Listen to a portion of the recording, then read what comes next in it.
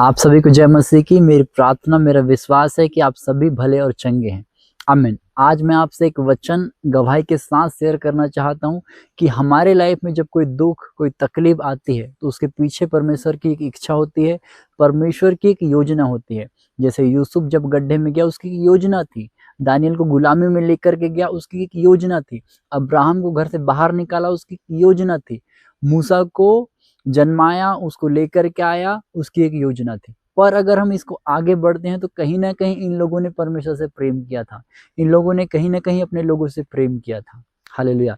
तो आज मेरा विश्वास है आज का वचन और आज की गवाही आप सुनेंगे, आप सेम नहीं रहेंगे। और मेरी प्रार्थना है कि जैसे आप वचन को सुनते हैं वैसे आप बनते जाए, क्योंकि वचन में लिखा है कि हम जैसी संगति करते हैं वैसे हम बनते जाते हैं। आमीन। अगर आपको इस संगति से, आपको इस मिनिस्ट्री से कुछ सीखने को मिल रहा है तो प्लीज़ हमारे साथ बने रहे कि परमेश्वर के वचन को आप सीख सके, क्योंकि वचन सीखना बहुत ज़रूरी है। क्योंकि बाइबल में कहीं भी नहीं लिखा कि शैतान आपको हरा सकता है, कोई चीज़ें आपको हरा सकती है, बीमारी आपको मार सकती है, डेथ आपको ख़त्म कर सकता है, कर्ज ख़त्म कर सकता है, कुछ भी नहीं। पर परमेश्वर ने कहा मेरी प्रजा मेरे ज्ञान के ना होने की वजह से नाश हो रही है। तो क्रिश्चियन कम्युनिटी, क्रिश्चियन समुदाय, मसीही लोग तभी नाश होते हैं जब उनमें वचन की कमी होती है। जब वचन की नॉलेज नहीं होने से शैतान हमको हरा सकता है। जैसे यीशु मसीह को जब लड़ाई जीतनी थी शैतान से तो प्रार्थना उपवास इनफ कर चुके थे, लेकिन जीत उनकी वचन से हुई थी। आमीन। तो हम सीखेंगे कभी। मैं आपको बताने के लिए आया हूँ एक जीवित गवाही कि आपके जन्म में जब कोई घटना घटती है तो उसके पीछे परमेश्वर होता है। पर हमको इंश्योर करना है कि हम सच में प्रभु से प्रेम करते हैं। सबसे पहले हम वचन पढ़ते हैं, रोमियो की किताब 8 अध्याय उसके 28 पद इस प्रकार से लिखा है, हम जानते हैं कि जो लोग परमेश्वर से प्रेम रखते हैं उनके लिए सब बातें मिलकर भलाई ही को उत्पन्न करती है, अर्थात उन्हीं के लिए जो उसकी इच्छा के अनुसार बुलाए हुए हैं। आमीन। यहाँ पर देखिए 3 बातें लिखी है। पहला, सब बात जो प्रेम रखते हैं उनके लिए सब बातें मिलकर के भलाई को उत्पन्न करती है, और दूसरा उन्हीं के लिए जो उसकी इच्छा के अनुसार बुलाए गए हैं। तो पहला तो परमेश्वर, दूसरा प्रेम है, और जो इच्छा के अनुसार बुलाए गए हैं। तो मैं आपको बताना चाहता हूं, अगर आज आप प्रभु में हैं, अगर आज आप प्रभु में हैं तो इसको कंफर्म कीजिए कि आप बुलाए हुए हैं और चुने हुए भी हैं। और लिखा जो उससे प्रेम करते हैं। तो अगर हम प्रभु से प्रेम नहीं करते तो क्या हम प्रभु के पास होते? तो इस वचन को आपको पहले तो अपने अंदर लाना पड़ेगा कि मैं क्या हूं। मैं परमेश्वर से प्रेम रखता हूँ, और जब सब बातें मिल रही है तो मेरी भलाई को उत्पन्न कर रही है, और मैं परमेश्वर की इच्छा के अनुसार बुलाया गया हूँ। यूहन्ना 15 अध्याय उसके 16 पद में यीशु मसीह ने कहा कि तुमने मुझे नहीं, मैंने तुमको चुना है। आमीन। मैंने वचन से आपको रेफरेंस दे दिया कि उसकी इच्छा के अनुसार आप हैं। आप चाहे एक नॉर्मल विश्वासी हैं, आप कोई भी हैं, ठीक है। अगर आप ये वीडियो सुन रहे हैं दैट मीन्स आप परमेश्वर के चुने हुए हैं। तो इस वचन में पहले तो हमको शामिल हो जाना है। तो हमको बोलना है, प्रभु हम तेरे से प्रेम करते हैं। और वचन में क्या लिखा? हमारा प्रेम कुछ नहीं, पर उसने जो हमसे प्रेम किया। हालेलुया। इसलिए हम उससे प्रेम करते हैं। तो पहला, जो परमेश्वर से प्रेम रखते हैं उनके लिए सब बातें मिलकर भलाई को उत्पन्न करती है। आमीन। अब मैं अपनी गवाही को पुट करना चाहता हूँ। 2 सप्ताह पहले की बात है, संडे का दिन था। संडे का दिन मेरा फास्टिंग का डे रहता है, और उसी दिन मतलब हमारी ड्यूटी बाहर नहीं जाती है, आरओपी ड्यूटी हम करते हैं। तो ड्यूटी बाहर नहीं जाती है तो उस दिन गेम होता है, और गेम होता है तो नॉर्मली अगर गेम होगा तो नॉर्मली लोग गाली देते ही हैं, वर्ड उनका निकलता ही है। जहाँ गाली देते हैं उस संगति से मैं दूर रहता हूँ। जहाँ पर गाली वाले शब्द होंगे मेरे को पता हो मेरे कान में आएंगे, कभी ना कभी मेरे को इरिटेट करेंगे, तो मैं क्या करता हूँ, वहाँ नहीं जाता हूँ। लेकिन संडे का दिन था तो सारे अधिकारी थे, सारे सर लोग थे, तो वो गाली नहीं दे रहे थे, नॉर्मल खेल रहे थे, और मैं ऊपर खड़ा होकर के देख रहा था। तो अधिकारी वर्सेस हवलदार, हवलदार वर्सेस सिपाही। तो एक मैच हुआ अधिकारी और हवलदारों का, तो हवलदार जीत गए, और दूसरा सिपाही वर्सेस हवलदार। तो यहाँ पर सिपाही हार रहे थे, और बाय गॉड ग्रेस मेरे को खेलना आता है थोड़ा बहुत, तो मेरे को लगा मेरे को जाना चाहिए, सिपाही हार रहे हैं। तो मैं कभी नहीं जाता हूँ मैच खेलने के लिए। आपको बताऊँ, मैं रियलिटी में नहीं जाता हूँ वॉलीबॉल खेलने के लिए, गाली देते हैं करके। तो उस दिनों गाली नहीं दे रहे थे क्योंकि सारे अधिकारी थे, सिस्टम से चल रहा था गेम। बड़े ध्यान से सुनिएगा, बड़ा मजा आने वाला है आपको। तो फाइनली मेरे को पता नहीं, ऐसा लगा मेरे को कोई फोर्सफुली धक्का दे करके ले जा रहा है गेम खेलने के लिए, और मैं गया, जूते पहना और मैं खेलने चला गया। मैं आपको बता रहा हूँ, मैं कभी नहीं करता हूँ, जबकि संडे का दिन फास्ट का दिन है मेरे, और मैं चला गया खेलने के लिए। मैं जब चला गया खेलने के लिए, थोड़ी देर मैंने खेला, और मेरे राइट हैंड के अंगूठे में चोट लगी। मेरे राइट हैंड के अंगूठे में चोट लगी, और जैसा आवाज़ आता है ना, मतलब थोड़ा लगता है तो कटा, उंगली टूटती है तो थोड़ा टक से आवाज आती, उस टाइप से आवाज आई। मैं बोला हो गया काम। ठीक है, मेरा हाथ सूज गया तुरंत में, मेरी जो मेरा अंगूठा था सूज गया। सूजने के बाद क्या हुआ, मैं थोड़ी देर खेला और आ गया। फिर मैं सोच रहा हूँ प्रभु मैंने गलती किया हूँ तभी मेरे को लगा है, मेरे को नहीं जाना था खेलने के लिए, क्योंकि मेरा प्रण है कि मेरे को नहीं खेलना है, नहीं करना है कुछ ये सब चीजें।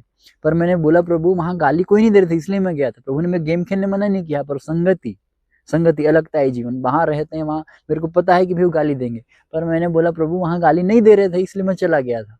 मैंने सोचा इस बात को, मेरे को समझ नहीं आया। एक रात पूरी बीत गई। दूसरे दिन शाम को क्या हुआ, मेरे को मेरे सीएचएम सर बोलते हैं कि आपको हेडक्वार्टर जाना है असम, अभी मैं मणिपुर में हूँ, तो आपको असम जाना है गेम खेलने के लिए, क्रिकेट गेम। और मैंने सुबह ही बता दिया था सर कि मेरे हाथ में चोट है करके, और शाम को बोल रहे हैं। मैं बोला सर मेरा सामान खुद से नहीं उठ पा रहा है, मैं ढंग से अपने कपड़े नहीं धो पा रहा हूँ, ढंग से मैं खाना नहीं खा पा रहा था, इतना दर्द, और अभी भी दर्द है थोड़ा सा, तो मैं खाना नहीं खा पा रहा हूँ सर, मैं कैसे जाऊँगा, मैं कैसे सामान उठाऊंगा। और फिर जब ये बातें हुई, देखिए दूसरे दिन की बात है, पहले दिन चोट लगी, दूसरे दिन बोल रहे हैं कि तेरे को उधर जाना है करके। उसके बाद क्या है, मैं अलग हुआ और मेरे को तब पता, मैंने समझाया कि भैया इसलिए तेरे को चोट लगी, इसलिए तू गेम खेलने गया था। आपको समझ आ रहा है जो मैं बताना चाह रहा हूँ। मेरी चोट अगर मेरे को नहीं लगती तो आज और एक दो दिन पहले जो मैं आपके सामने वीडियो बनाया हूँ मैं नहीं बना पाता। मैं कहाँ रहता, उधर असम में। हालेलुया। तो मैं बता रहा हूँ ना, मैं जब मैं खड़ा था मेरे को लगा किसी ने मेरे को धक्का दिया और ले गया कि जा खेल करके, नहीं तो मैं नहीं जाता हूँ खेलने के लिए। तो मेरे को चीजें 2 दिन बाद समझ में आई कि भैया इसलिए मैं गया और इसलिए मेरे को चोट लगी। खुदा के प्रेम आपसे कहना चाहता हूँ, इस बल में अधिकतम लोग का ये कहना है कि बिना झूठ बोले छुट्टी नहीं मिलती, बिना झूठ बोले काम नहीं होते। लेकिन ये प्रभु का अनुग्रह है मेरे ऊपर कि मैं कभी छुट्टी के लिए झूठ नहीं बोला और न किसी चीज के लिए नहीं। और वचन में भी लिखा, सच्चाई तुझसे अलग न होने पाए, नीति वचन सिखाता है। तो मैं हमेशा सच बोला। तो देखिए मेरे प्रभु ने मेरे को तकलीफ दिया लेकिन मेरे को बचाया। तो इस अंगूठे ने 2-3 जगह जाने से मेरे को बचाया। बल में क्या होता है, कहीं भी ये ड्रामा वो ड्रामा, बहुत सारे ड्रामे होते हैं कि यहाँ जाना है वहां जाना है, फालतू के, ये सब मेरे को फालतू लगते हैं। अपनी ड्यूटी करना, खुश रहना मेरे को अच्छा लगता है। तो देखिए जब मेरे को चोट लगी तो तुरंत में मेरे को समझ नहीं आया कि मेरे साथ ऐसा क्यों हुआ। पर एक दिन बीता, शाम बीती और प्रभु ने बताया कि तेरे को चोट इसलिए लगी। अगर मैं वहां खेलने नहीं जाता तो मेरे को चोट नहीं लगती, और चोट नहीं लगती तो मैं असम जाता। तो वचन में लिखा, जो प्रभु से प्रेम करते हैं उनके लिए सब बातें मिलकर भलाई को उत्पन्न करती है। मैं प्रभु से प्रेम रखता था इसलिए उस चोट ने मेरे लिए भलाई उत्पन्न की। आमीन।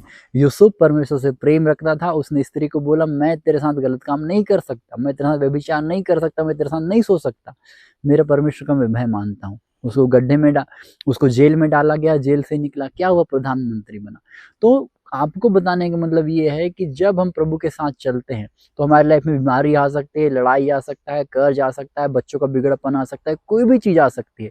लेकिन आपको इंश्योर करना है कि आप प्रभु से प्रेम करते हो। आने दो। वचन में लिखा, विपत्ति आएगी लेकिन 7 मार्ग से होकर के भाग जाएगी। वचन में लिखा, धर्मी जन बुरी खबर से नहीं घबराता। अगर तू घबरा जाता है तो तेरा जो विश्वास है, तेरा धैर्य है, तेरी हिम्मत छोटी है। सब वचन में लिखा। वचन में लिखा, धर्म में विपत्ति पड़ती है लेकिन परमेश्वर सब उससे उसको बचाता है। वचन में कहीं नहीं लिखा कि तेरे ऊपर विपत्ति नहीं पड़ेगी। यीशु मसीह जिस नाव में थे उसमें संकट आया था, प्रेरित पौलुस परमेश्वर के काम के लिए जा रहे थे, उसमें भी बाढ़ आई थी और नाव टूटी थी। पौलुस को सांप ने चापा था, कुछ नहीं हुआ था, सांप उसके हाथ में आया था। हालेलुया। तो जब हम प्रभु के साथ होते हैं, जब हम प्रभु के अनुग्रह में चलते हैं, उसके प्रेम में चलते हैं, तो जैसा लिखा ना कि सब बातें मिल करके भलाई को उत्पन्न करती है। फिर ये मत सोचो कि आपका सब अच्छा हो रहा है तब भी भलाई है। फिर आपको चोट लगे, आपको तकलीफ हो, आपको कुछ भी क्यों ना हो, वो आपके लिए भलाई ही को उत्पन्न करेगी। मैं जीवित गवाही हूँ, चोट नहीं लगती तो मैं आज कहीं होता। तो मैं प्रभु को बोला धन्यवाद इस चोट के लिए। इसलिए वचन सिखाता है कि हर सिचुएशन में प्रभु को धन्यवाद दो। वो कब उस चीज को छू करके आपकी भलाई में बदल देगा, आपको मेरे को समझ में नहीं आएगा। हमको लगता है, हम तुरंत में देख करके लगते हैं, यूसुफ को भी लगा होगा यार गड्ढे में डाल दिए मेरे भाई लोग, फिर मैं पवित्रताई में रहा और जेल में चला गया। दानियल को भी लगा होगा मैं इतना ईमानदार व्यक्ति प्रभु के साथ चलता हूँ, मेरे को गुलामी में जाना पड़ रहा है, प्रभु का शेर की मान में डाला जा रहा है। पर वो परमेश्वर से प्रेम करते थे। कहीं ना कहीं उनको पता था कि ये बातें मेरे लिए भलाई को उत्पन्न करेगी, और उन्होंने अपने मुंह से नेगेटिव नहीं निकाला। ये आत्मा में मैं आपसे कहना चाहता हूँ। तो आज जब हमारे जीवन में कुछ आता है, दुख आता है, तकलीफ, बीमारी, गरीबी, जो भी, हमेशा अपने मुंह से पॉजिटिव बोलना है। आज अधिकतम विश्वासी ऐसा बोलते हैं, मेरा यही ठीक नहीं होता, मेरा बेटा ही ठीक नहीं होता, मेरी चर्च ही नहीं बढ़ती। अरे भैया अपने मुंह को पहले सुधारो आप। सबसे पहले कंट्रोल करो। वचन में लिखा मुंह के फल का सृजनहार है। तो वचन में लिखा ना कि वो सब बातें मिलकर भलाई को उत्पन्न करती है। तो आने दो दुख, आने दो बीमारी, आने दो गरीबी, आने दो लूचपन, आने दो धर्मांतरण का जो आरोप है वो जो कुछ आने दो, वो भलाई को ही उत्पन्न करेगा।